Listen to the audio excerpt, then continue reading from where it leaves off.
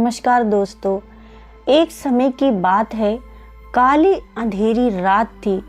घना जंगल अंधेरे में डूबा हुआ था।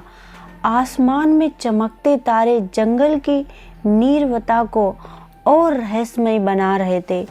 एक घायल महिला अपने नवजात शिशु को छाती से चिपकाए भाग रही थी। उसके कपड़े फटे हुए थे, चेहरा घबराया हुआ था। पीछे से घोड़ों की टापों की आवाज़ तेज हो रही थी। महिला चिल्ला रही थी, मुझे बचाना होगा, मेरी बेटी को बचाना होगा। उसने कांपते हुए कहा।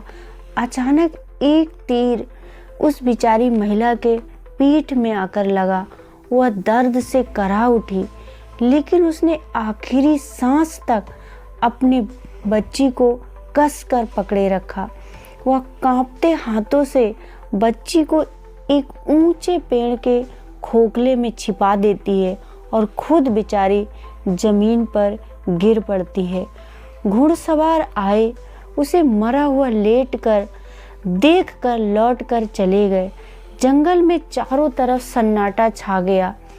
सुबह की पहली किरणों के साथ ही एक विशाल काले पंखों वाली चील पेड़ की शाखा पर आ बैठी। उसने ध्यान से पेड़ के खोखले में छिपी उस नन्ही बच्ची को देखा। उसकी लाल गुलाबी त्वचा और मासूम सा चेहरा देखकर चील का दिल पिघल गया। उसने अपने पंजों से उसे उठाया और वहां से लेकर उड़ गई और एक ऊंची चट्टान पर जाकर बैठ गई, जहां पर एक आम इंसान तो नहीं पहुंच सकता था। चील ने बच्ची को अपने बसेरे में रखा।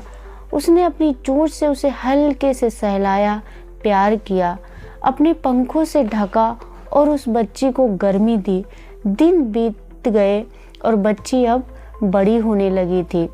चील ने उसे जंगल के सारे नियम सिखाए, कैसे खतरे से बचना है, कैसे तेज दौड़ना है, कैसे शिकारी की नज़रों से बचना है। लड़की ने चील की भाषा समझनी शुरू कर दी। उसे इंसानी जुबान तो याद नहीं थी, लेकिन चील की बोली में वह हर बात समझ जा सकती थी। वह बाकी पशु पक्षियों की आवाज़ भी बोलना सीख गई थी। अब वह लड़की जंगल की सबसे तेज तर्रार धावक थी। उसकी आंखें चील की तरह तेज थीं। वह शिकारियों को दूर से देख लेती थी, उनकी हर चाल भांप लेती थी, लेकिन उसके मन में हमेशा एक सवाल रहता, मैं कौन हूँ। एक दिन जंगल में घूमते हुए उसे वही पुराना पेड़ मिला जिसके खोखले में उसकी माँ ने उसे छिपाया था। उसने वहाँ पड़े माँ के पुराने कंगन और कपड़े देखे। तब उसे अपनी धुंधली यादें आने लगी।